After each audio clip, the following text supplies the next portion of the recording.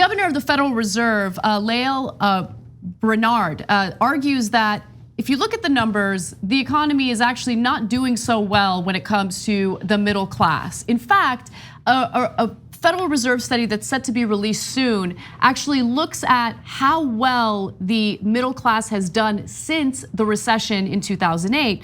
And according to the study, in a broad discussion of the middle class's economic prospects, she said that the Fed is increasingly concerned about the economic impact if middle income households continue to struggle in their ability to build wealth, finance homes and educations, and even stay current with their bills. So to give you some of the numbers, families in the 40th to 70th percentiles held wealth of around $340,000 at the end of 2018. That sounds pretty good, but this was below the levels before the crisis and 13 times less than the average 4.5 million held by the top 10%.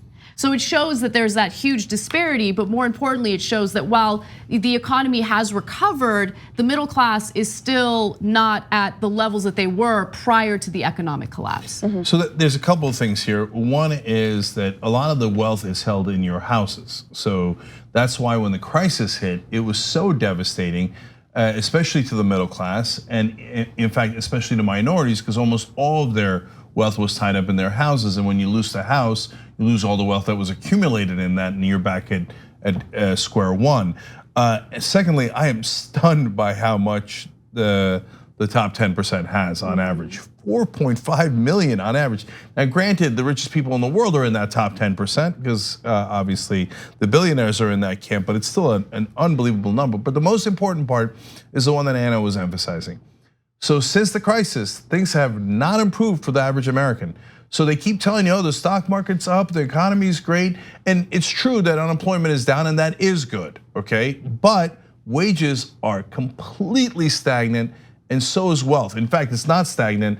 It has not recovered to even the 2007 levels for the middle class. So when they say things are going well on TV, they mean for rich people. Right, and look, to be fair, things have improved slightly for the middle class. I think it's a mischaracterization to say it hasn't improved, but yes, wages have remained stagnant.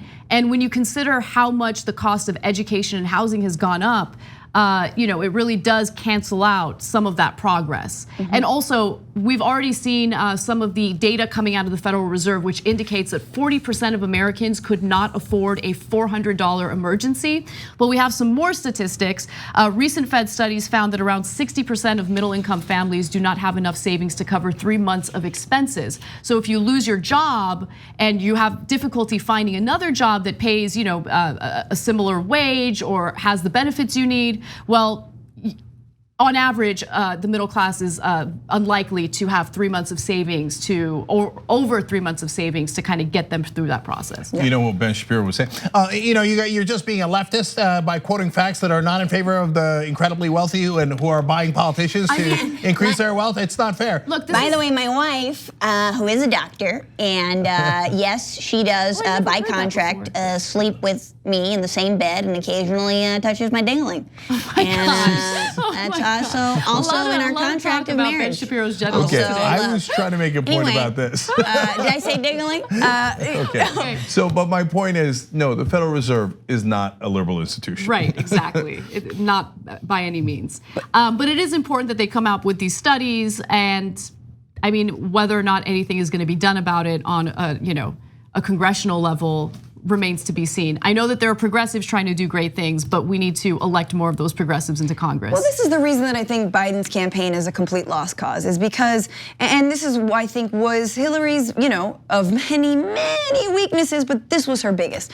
The way that you can blow past stats like these, the way you can blow past the fact that we're, experiencing the kind of inequities not seen since before the Great Depression, that's not something you return back to normalcy from. That's something you want to completely leave behind.